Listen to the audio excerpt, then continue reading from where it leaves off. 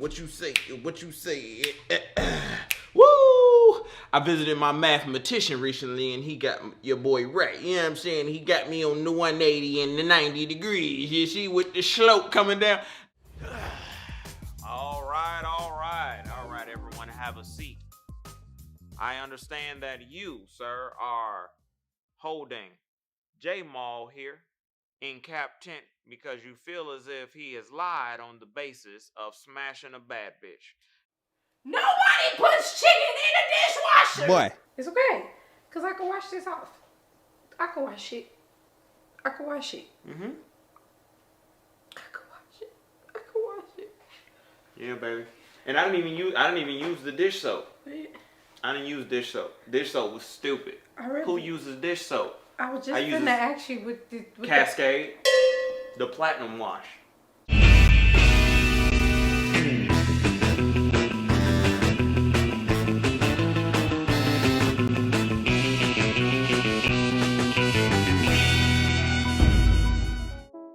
Ooh, Veneria. Wow, that's crazy. Right, so good evening, everyone, and welcome to another interview where all of us here at FilmFave are going to focus on Black cinema. And as such, we're going to talk about notable events, moments, and creators in the industry. So, Lonnie, tell us a little bit about who you are and what you've done. Hello, everybody. I'm Comedian Lonnie, aka Fenarios. I am a content creator, social media influencer / producer, I guess you could say. So I create comedy skits. Right now, all I do is do comedy skits on different platforms such as TikTok. YouTube is my main focus. Facebook is another strong one for me as well. And I just entertain the people. So how long have you been doing this for about? I've been doing digital content for about 10 years now. 10 years now. That's a real long time. Most people give up after about 2 years, 3 years. Oh, yeah. There's been times that I've wanted to, trust me. Yeah. There's some of us here who should have quit 6 months ago and just can't seem to get the hint. So would you brand yourself as being pretty successful in this? How big of a reach do you think you have? I would definitely say I'm pretty successful. Between all of my platforms together, I'm looking at over 500,000 followers, and growing. I would say this last year or two has been a very great growth in those spaces, and really me understanding how they work and reaching to be one of the top tier creators, I'll say. So I definitely would consider myself successful. Could I be more successful? For sure. What do you think contributed most to your success? Consistency. That's it. Is that what that is? Yep, consistency and discipline. It only comes down to those two things. That's all you need. That's really good. So before I talk more about that, and I want to near the end, where did this start for you? Was it a specific event or a significant person in your life, or what made you decide to just do this? Dave Chappelle is what kind of pushed me to do digital content. At the time, he had walked away from the $55 million to do Chappelle Show, and I had this weird thing that I thought that the universe was calling me to fill the comedy void. So I was like, oh, well, somebody has to do sketch comedy then, so it's me. Not knowing that there were plenty of people on the internet already doing it. So I would say he alone is one of the reasons why I actually turned to digital comedy and content. Oh yeah, I mean, Dave Chappelle is a huge influence for a lot of people, and for various different reasons. Either people wanted to be like him, or like you said, people wanted to fill out the void that he left when he decided to tell Hollywood to go F off. Exactly. So would you say he is definitely a significant icon for you, or are there other influences? I would say him and Eddie Murphy. Those two alone, watching, Nutty Professor and watch him be different characters, that was always something of interest to me. Just how he was able to play all the different parts and comedic timing and all that. I just remember vividly watching and being like, that's what I want to do. I want to be able to make people laugh as hard as he has me laughing and entertain. If you didn't have a copy of Eddie Murphy's Raw on your record player, at least at one point growing up, like, you were missing out. Yeah. I'm already thinking about the skits in my head, and like I'm laughing to a silent audience, and I can't even repeat half of it. Yeah. So that's pretty good. So it was like, what do you think?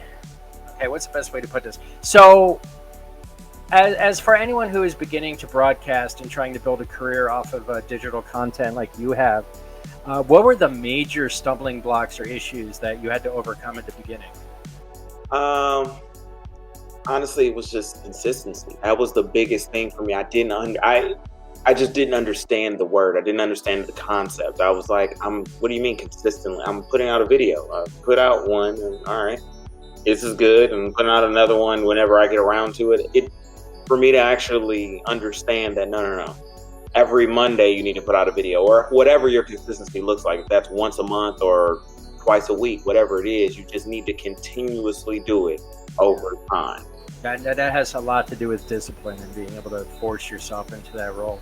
Exactly. I'm pretty sure when you started, it was like you weren't getting an audience and you weren't getting traction. And it was like you still had to fight to get up and do it every single day. Exactly. What was the greatest contribution to your audience building besides the discipline and the consistency?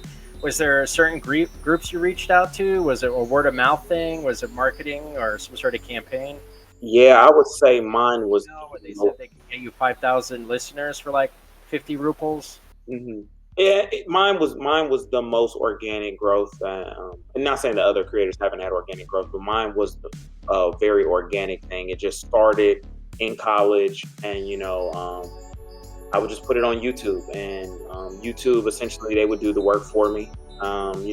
Being in the algorithm, and then more people would come, and then it was a snowball effect, and then people around campus started to know me because I would be posted on other blogs, things like that. So it was organic for sure.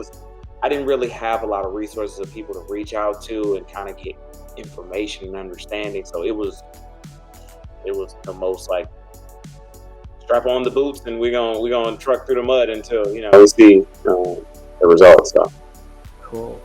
So yeah, like lots of hard work. Discipline is definitely the big issue. Like that is the number one thing you got to know about this. So now that you've basically kind of reached a level in your career where you can say, yes, I am a success. Mm-hmm. So what has been your favorite moments since you've hit that point? Like what can you look back on and be like, oh my God, this was all worth it. The 10 years of struggle, this was where I hit my peak, or this is where I hit my new peak. Like what was that moment, or two moments, where it's just like, okay, this was all worth it. This is paying off. This is great. I would say being able to step away from my job at the time. That was the biggest thing. That was the biggest hurdle for me to ever overcome, because for years I was like, if I can just find some way to get more time to create, and then I can, and then COVID happened, and then it provided the exact perfect situation for me to be able to step away from my job, make enough money to live, make way more than the money that I was making at my job, and just like take that leap of faith. So I would say that was the biggest hurdle, just walking away from my job. And then the second one after that would be just proving to my mom that I could walk away from the job. Dude, that's serious. To be able to give up your like quote unquote real world job to pursue this, like that's definitely a sign of success. Out of all the projects and skits that you've done, what's your favorite? What is the one that you would love everyone to see and for you to be known for? To be honest, I don't know that I've created that yet. I think it's coming. I'm really getting into a space where I'm really understanding my power and understanding the abilities that I have and resources at my disposal to make the art. So I think it's coming. I don't think I've made that one project just yet where people are going to know me yet. It's coming. I think it'll be in the next year or two for sure, as I grow. But I can't name any one project because my fan base, they come from different videos. I have so many videos. It's like, oh, I came here for this type of video, and then I like this type of video. It's so I don't have it yet, not yet. Cool. All right, so let's talk about. You said position of power, and basically what that says is that you've created a platform in which you've got a reach now. that you can both inspire and motivate other people to do what you've done and be able to do. So if you get to that point, what would be your message? What would you want to tell people, both in general as a Black filmmaker, or if there is a young Black filmmaker out there who aspires to be where you are today, what advice or what message would you want to give them? You too can do it. That's always been my message. I always wanted just Black people in general. I wanted them to know, like, you can do it. A lot of times we come from situations where, you know, we don't know ways out of poverty and debt and all of that stuff, but you can do it if you're consistent and disciplined. I look the same as this kid or that kid, but there's no difference in the two of us. All it is your mindset and you going after what you want. So I just want people to know, like, you too can do it. Don't feel like you can't. If you were able to talk to your younger self, if you could be the person you needed when you were a child or a young man, would that be the same message, or would it be a slightly different, more personalized message for them? That will be a different message, only because I always knew I could. It was figuring out how. But if I could talk to myself then, I would probably say, just keep going. Don't stop. There was so many times where I stopped creating, and I was like, I'm not really getting anywhere. Or this is, I didn't know what I was reaching towards at sometimes, and it was, you know, a lot of the platforms weren't monetized, and you know, you weren't able to make money from a lot of the platforms like that. YouTube was, at the time when I started YouTube was the only platform that was paying. Now you have every platform that's just about favoring the creator and stuff like that. So I would have told myself, just don't give up. Keep going. I know there's a light at the end of this tunnel. I promise you. Just keep fine-tuning your skills and get as good as you can get. All you need to be good at is one thing. So if you are an expert at that one thing, everything else will come to you. Yeah, so your huge thing is just discipline, 100%. Yes. Once you got that confidence and that self-awareness and that knowledge, it's just keep pressing and keep doing it. Exactly. As a quick sidebar, because you brought it up, like you talk about, I mean, you've been on YouTube for 10 years, so you've seen the differences and you've seen the changes. Like, it seems like nowadays YouTube is not very creator friendly as it was back in the day. And you said you're also on TikTok, right? Are you noticing that there's is there a better difference for going to too different to compare the two?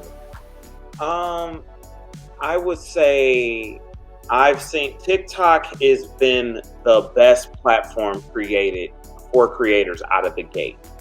I think YouTube, they went through so many changes, and you know, the times were different, but TikTok is the only platform I've gotten on and I've been like, oh, they actually favor the creators, like right off of jump. But I think that you know YouTube and Instagram had to walk before TikTok could run. So it's one of those things of like and even Facebook as well. But TikTok, the growth on there is just amazing for anybody. But yeah.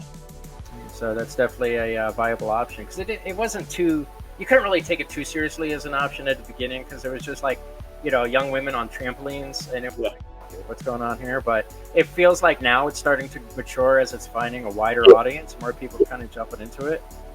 So I guess I think that wraps it up. That was pretty good. You were very concise, and you knew what you wanted to talk about, and like you knew what you had to say. That's great. I dig it.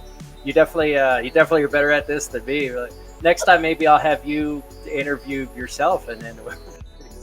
Well, I used to be a TV show host in high school, so I used to interview and all of that stuff. So I just understand the mechanics. It's just one of those skills that I acquired over the time. So. And once again, it was like you knew what you were able to do, and that's what you pushed yourself to do. That's great, spectacular. All right, so then let me go ahead and wrap this up. This is great. I like short and sweet, just the way I like it.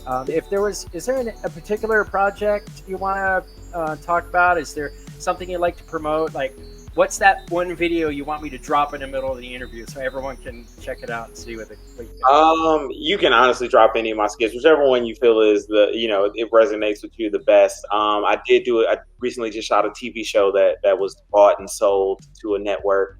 So I'm really excited for that to come out. It's in editing now. We're wrapping it up. So people can look for that maybe March, April-ish. It'll be on the streaming platform. What's the title or any? Yeah, so I guess you get the exclusive. I've never told anybody the title, but it's called Promate, and it's premiering on a app called Black Oak TV, and they just launched this month actually. So and they chose like I think 15 creators who were on YouTube and stuff, and they all got a show. So mine was one of them, or I was one of the creators selected. So yeah. Nice, very good. Okay, so then any final words or anything that you want to get out there while you got the moment? I mean, we don't have, our viewership isn't nearly as grand as yours is, but any Hey, it all matters. It all matters. years. So yeah, if there's one thing you could share with your new viewers, your new listeners, and hopefully new fans, what would you like to tell them for anything else? Just find your thing. Just find your thing, whatever it is. You know, I see markets for everything now. You know, I never would have thought that things as simple as there's a market for everything. Just find your niche, and just keep going at it. And I promise, if it's something you're passionate about, the universe will find a way to make it work for you, and you be able to monetize it. That's a good impulse message. Yeah, all it takes is discipline. That's it. That's the word for the day. So. Yep. Yeah, we're good. Awesome. Well, thank you so much, Lonnie. You were a pleasure. Hopefully we get to talk to each other again. Maybe we'll do this again next year. We can compare notes and see where we've gotten. I think that'd be pretty cool. Thank you. And once again, like it was cool just running into you, like you and I as industry people, just not just loving movies, but also making movies and being able to make a connection like this. So yeah, man, like no one will see you unless you put yourself out there, and we happen to see each other in a costume shop. So there you have it. Yeah. And I just decided I was like, hey, let me just talk to him, see what he's up to. I love small talk now. So that's one of my favorite things about working in the industry is if you're in it, it's because you love it. So you run into someone else, they're probably going to love it, and you can start talking shop, and that's it, man. Like, it's on. Yeah, exactly.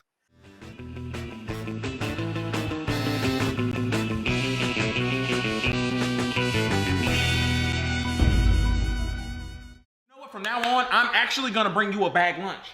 I'm gonna bring you a bag lunch. It's gonna have a sandwich, it's gonna have an apple, and it's gonna have a juice box. You better not eat nothing more than that. Hot meal. Your hot meals is you ain't got no hot meal privileges no more. Ooh, Fanaria. Wow, that's crazy.